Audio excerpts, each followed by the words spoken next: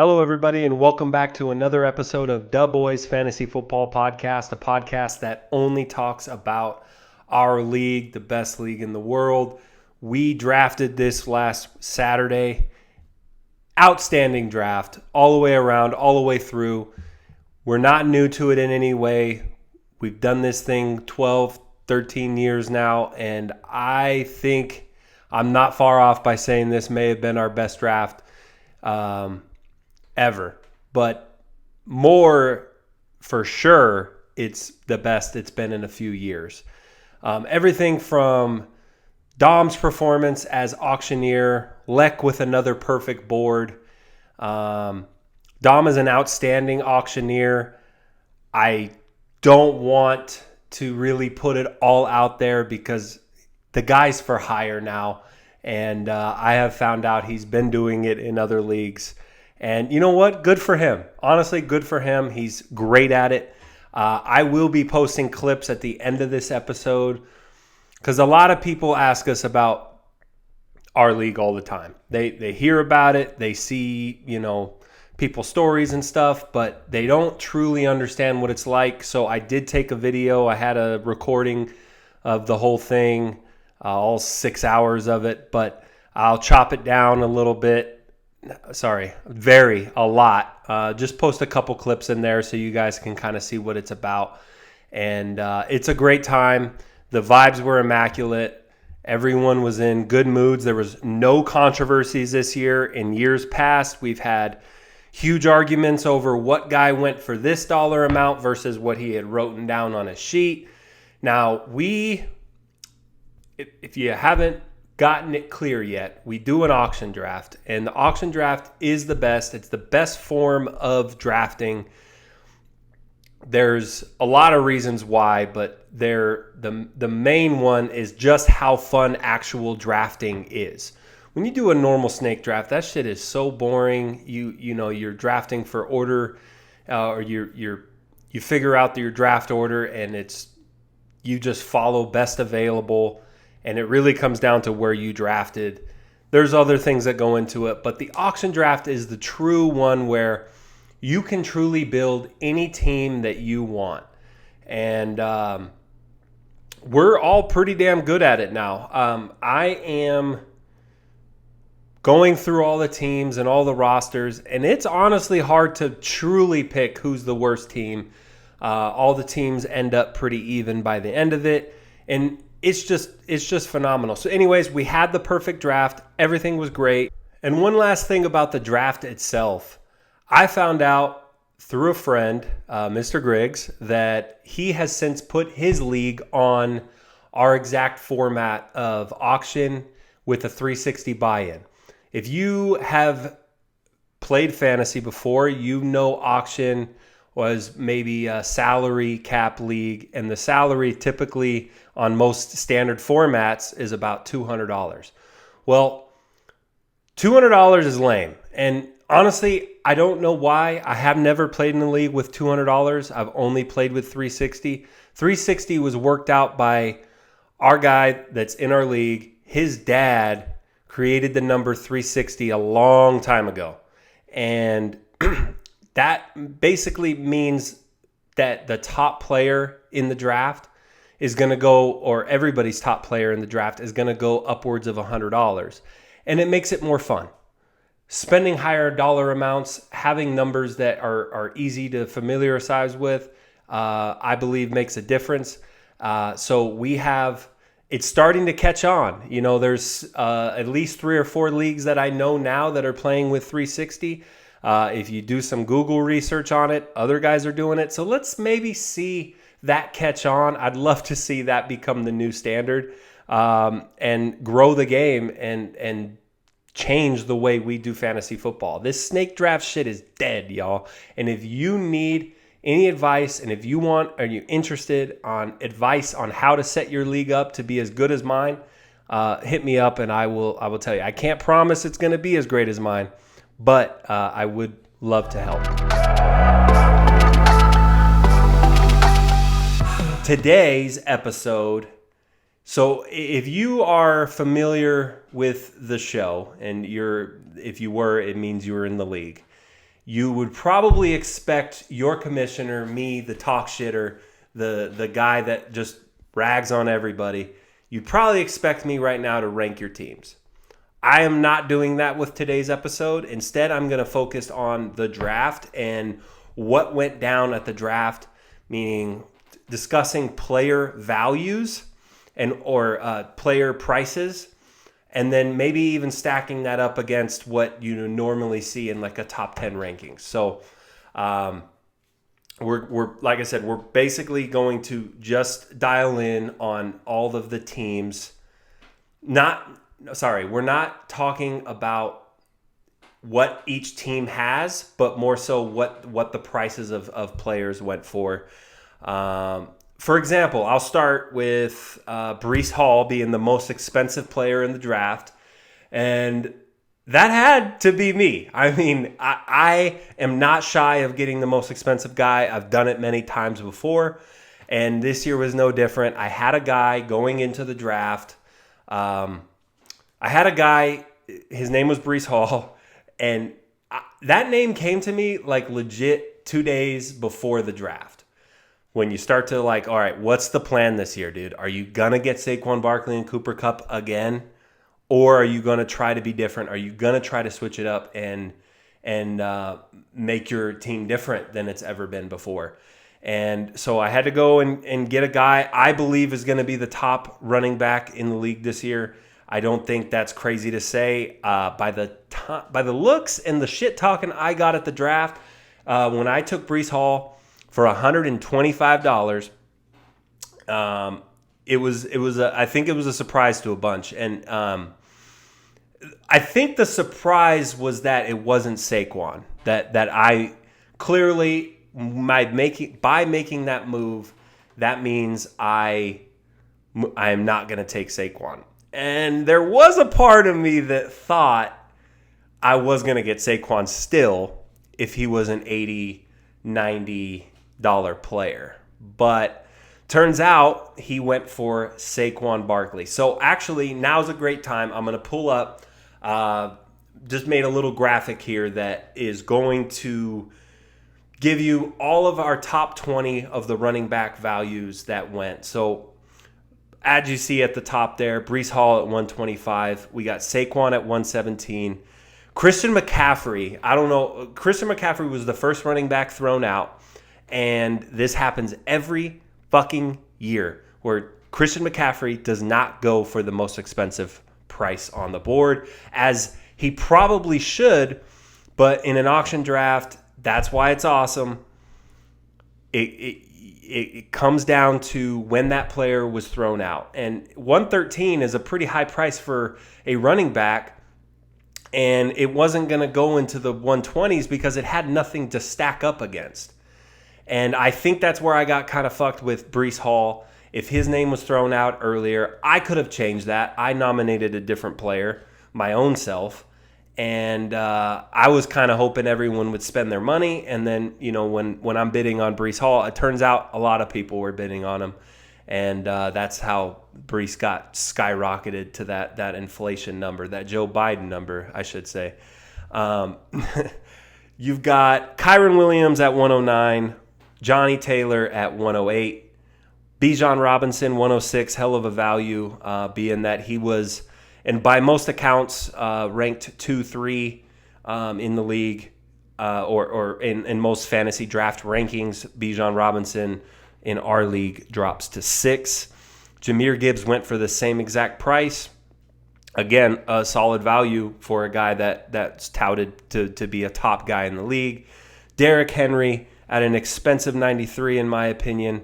But as you can see, like this is where the drop off happens. This is where everybody decides to kind of zone in on their wide receiver, and you'll see when we get there. But next is Pacheco at 87, ETN at 86, and then I'm not going to read through the rest there, but you can see the drop off goes down, and for the most part, those values hold true with what you look on your rankings, and you see, you know, guys like this run of A-Chain, Walker, Kamara, Rashad, Aaron Jones. Aaron Jones a little high, but I mean the drop off was there. And if you looked at any rankings prehand, and if you're doing snake drafts or you're doing anything, this drop off exists. And that second, third, fourth round guys, these are what that equivalates to in an auction. So overall, I mean, I just kind of want to go back to the Breece Hall, Barkley, and McCaffrey. Like for me, and I talk a lot about my team on this pod. That's just how it is. It's my podcast, and like I've talked to in the last episode, everyone loves talking about their own team, right? So I'm gonna do that, or talk about what my point of view. Breece Hall, and it was Saquon Barkley. I wanted him. I'm not gonna lie, but when he started going for 117, part of me was a little grateful. I'm like, go, because now I can feel a little bit better, because I feel like Saquon Barkley at 117. Is he the second best running back in the league? I think so. I mean, I've wanted him to be that forever, and now he's in a great situation in Philly. But Christian, he's more expensive than Christian McCaffrey, more expensive than a lot of these other guys. Kyron went pretty high, and Jonathan Taylor probably a solid price there. I thought, Bijan and Jameer are a value. Derrick Henry probably where he should be. Pacheco for a pretty good value there. So I just reread the same top 10. So moving on, we are going to go on to wide receiver. Wide receiver always in the past like 5 drafts, wide receiver has kind of taken over as top dog for big spenders. And you've seen that in snake drafts too, where the guys are going first round. The whole first round is full of wide receivers. So Tyreek Hill, our top wide receiver taken. Tyreek Hill, that went to Kyle Peeler, and then Jamar Chase went to Mr. Griggs. Mr. Griggs, big Jamar Chase guy. That's no surprise to see him take them there. We got Amon-Ra at 116. CeeDee Lamb at 110. And if you see, I'm squinting. I got the graphic up right now, but I am squinting hard through this because I put my glasses on, and the glare was just terrible. So for the people, I took the glasses off, and I'm trooping through. I'm recording this at night, and so that's what we're doing. Sorry. Puka Nacua. I skipped A.J. Brown, Justin Jefferson for 109 and 101. Puka Nacua, 96. Garrett Wilson at 96. Devontae Adams, 95. Marvin Harrison, the top rookie in the draft, went for $91. So, I mean, that top 10 rankings or price value is pretty much spot on with what is in your value of your magazines, websites, apps, all of that. The one standout there that I see is I had it. Oh, Cooper Kupp going down for 64. I think that's exactly what the pre-draft rankings were predicting, and I kind of thought our league would be a little different. If I'm going to talk about my team here, I did have a plan to get Cooper Kupp, and then I ended up getting Puka Nacua. I thought Puka was going to go over 100. At that point in the draft, every wide receiver was going for over 100, and he was the first guy to break that streak. I was most likely just trying to bid him up, but certainly not upset. I've got the Cooper Kupp jersey on right now. Puka's my guy. I am not unhappy with Puka at all. I did just kind of want to save the money and get Cooper Kupp, but again, I'm very happy there. CD going for a pretty decent value compared to Tyreek. I think CD, he got the contract. CD could be the number one fantasy wide receiver. Justin Jefferson dropping to that price is not a surprise to me. It is a huge quarterback issue with Justin Jefferson. It will be an issue all year long. And I don't care that he is the most talented wide receiver in the league. That plays a factor at some point. And there's a reason why he's dropping. I think everyone that is hopping on him and riding him like a horse they're hoping and wishing. And it's a good thing to say because he is a dog and he will figure it out if he gets hyper targeted 13, 14 times a game like they expect. But also, that Vikings team could be very, very bad. And everyone wants to make the same point about guys like Josh and these good players on bad teams. When there's a little tweaking injury, which Justin Jefferson's had a ton lately, when these little things act up, they'll just deactivate them. They'll shut them down for an extended amount of period because they're not ready to go all in yet anyways. With that being said, Justin Jefferson just got paid, and they need some sort of production. So they're going to target him when he is on the field. So didn't mean to turn that into an anti-Justin Jefferson thing. I think Justin Jefferson is what everybody thinks he is, amazing. But the quarterback plays a part, and anybody that's saying that it doesn't is ridiculous. Amon-Ra, the number 3 wide receiver taken. I believe that was. I should have that part of this, right? Like I was thinking about like the outline of this show and how to talk about it because we still have 2 weeks until the season. So I imagine next week I'm going to talk about the actual teams, start rating some teams, and then the week right before that episode we'll be talking about matchups, who I think is going to win each one, and then we're in the season, and then the normal show is pretty easy. It's talking about what happened in the last episode, if there's any trades, bad starts, stuff like that, my normal segments, and then previewing the matchups. But I started this a little early prior to the draft, so bear with me here. I'm trying to make some fucking content. So so that's it with the receivers. I think there was a drop off there as well, but that's just normal. Like in an auction draft, everyone has a bunch of money in the beginning. We're bad spenders, and people were going expensive this year. There were several times where like, God damn, we're this late in the draft. Where has everybody got this money from? There's still guys going for $60, $70, $50, and we're all hoping these guys are 20, 30s at this point. But it happens in every draft. The drop off is there, and then all of a sudden you get a ton of value with guys. And speaking of value, I like Stephon Diggs right there at 34. Even though I think he's a diva, I think he's shitty.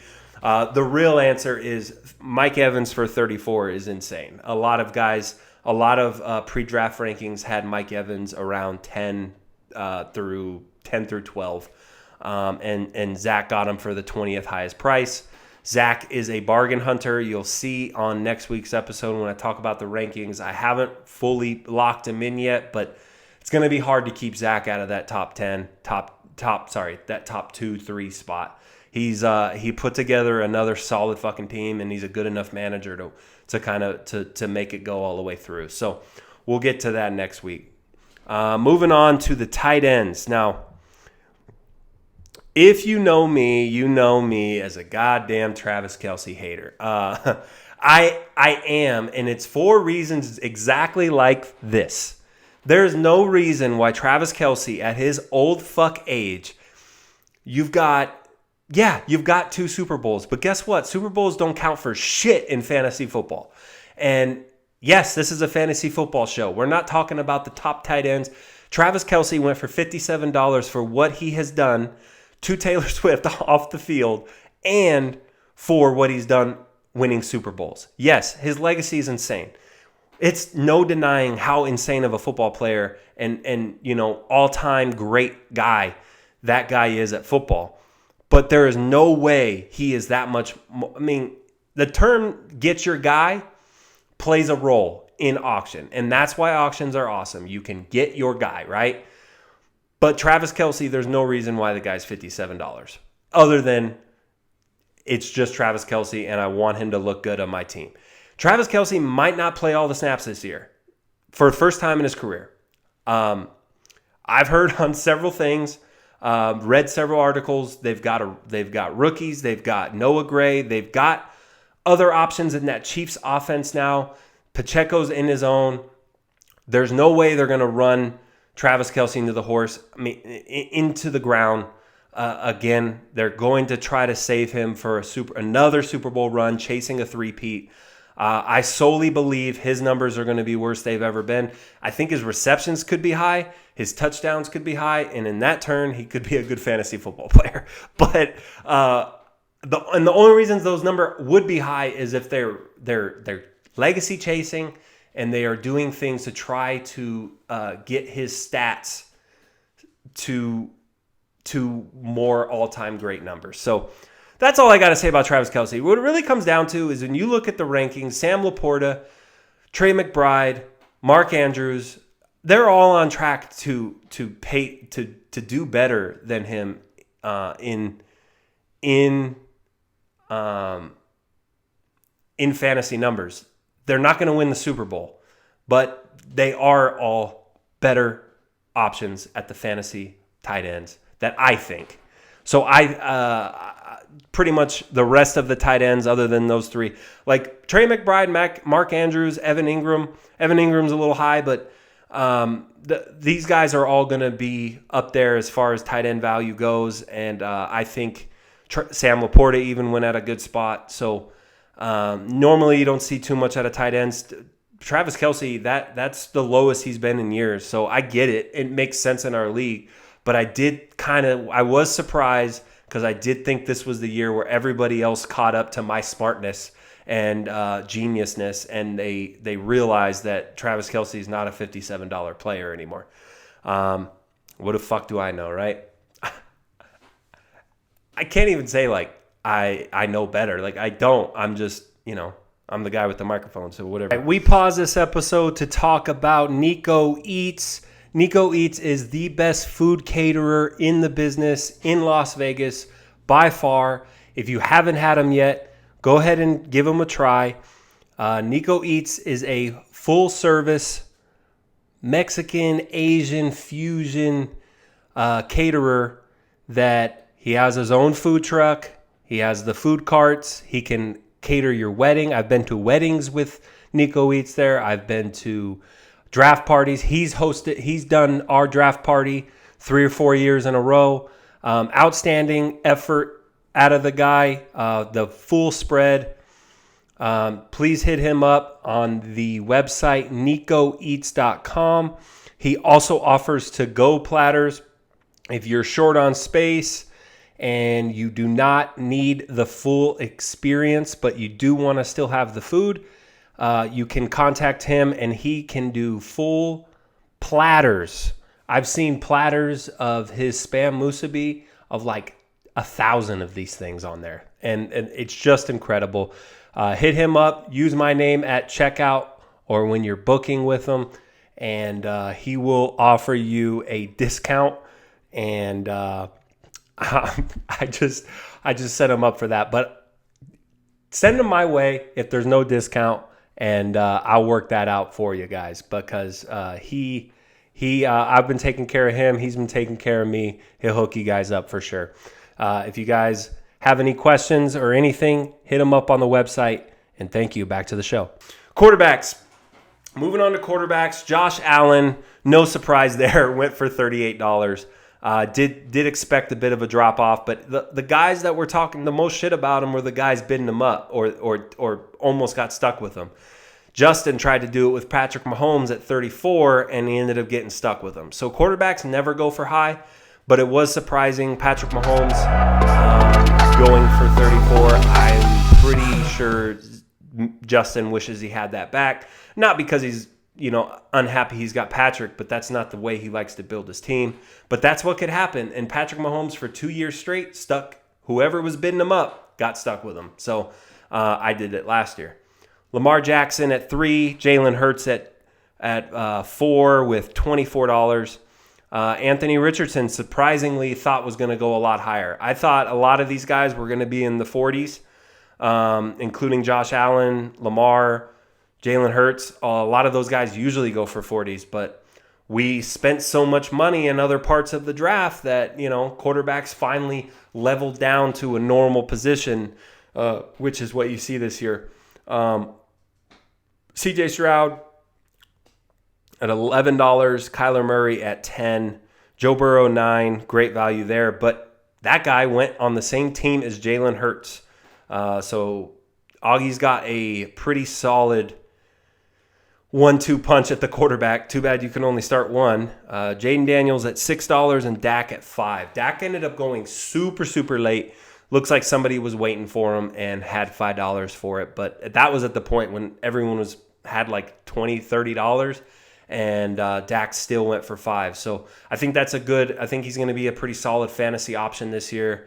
He was, in the MVP race for a good part of the year last year. So I think Dak Prescott is as good as a number at 5 than any of these guys at the top, honestly. And that's it with the rankings.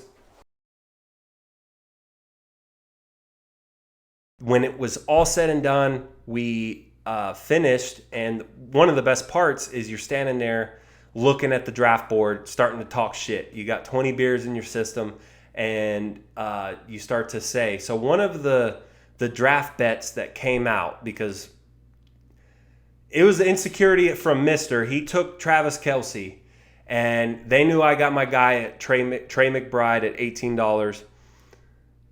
Should I have taken the bet? Absolutely.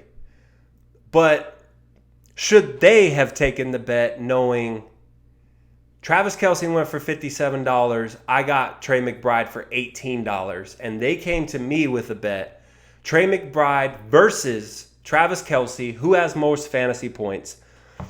Winner hosts, I live in Arizona, so the loser, I should say, has to drive to the other city and pay for golf and go golfing.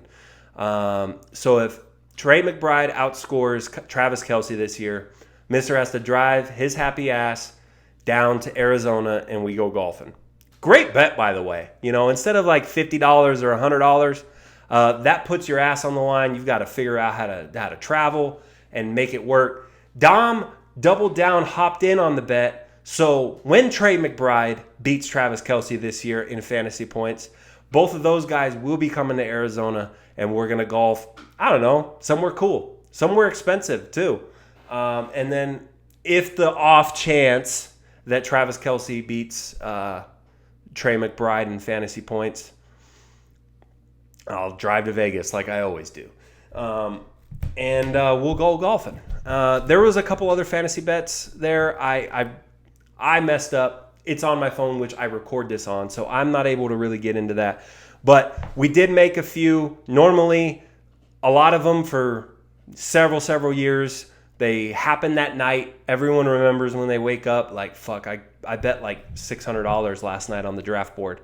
And a lot of them don't get paid. But over the years, we started to finally call them out, and people are forcing each other to make their payouts. So this year, I'd like to see that happen again. If you made a draft board bet, go ahead and maybe put it in the comments, and we can discuss there. But that's all I got for you guys. Like I said, next week we'll be talking about more teams. I know you guys got on this for me to talk about your teams and the full totality of the teams. That will be coming next week. But these are just some overall player updates.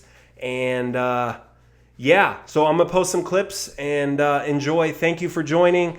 Don't forget to like the video, or you know what? Fuck the like. I'll work on the likes later. Get the subscribers going. If I could get like 10 subscribes this week, that'd be sweet. That'd be real thankful. And that way, when you get on your YouTube, I pop right up. So anyways, thank you for joining. Talk to you guys next week. Thank you. On the clock, Jared. On deck, Donald. Let's do Christian McCaffrey. $20. $20.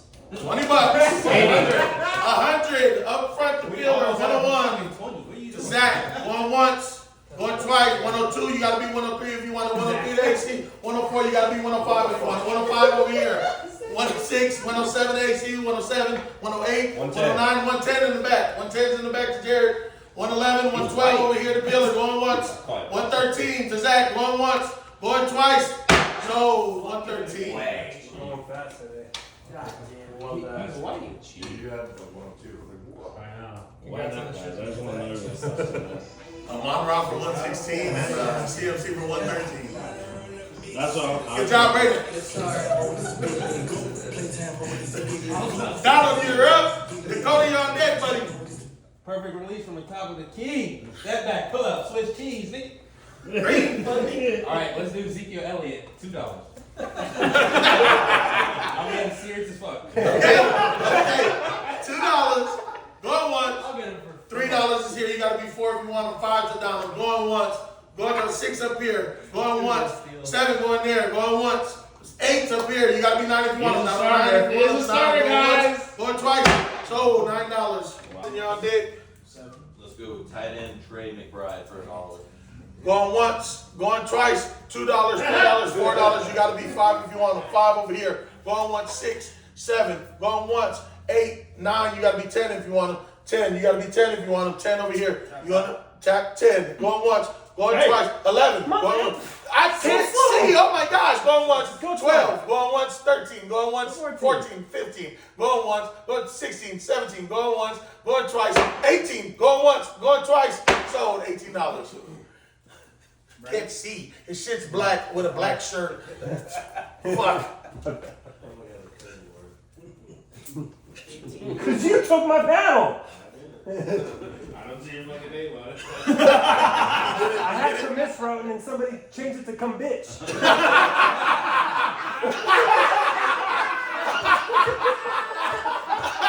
I erased it.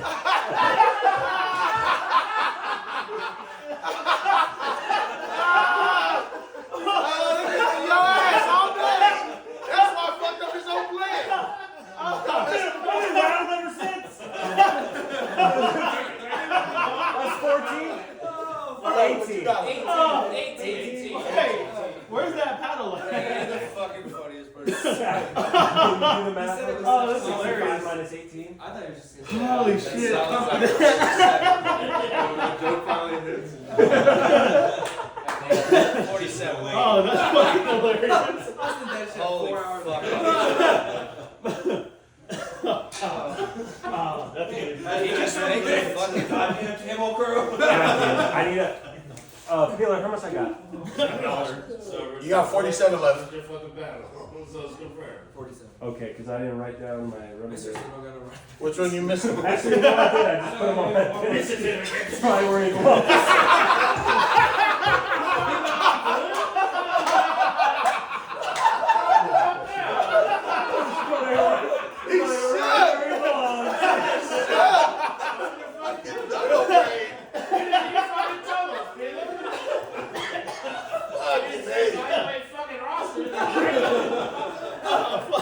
Here we go.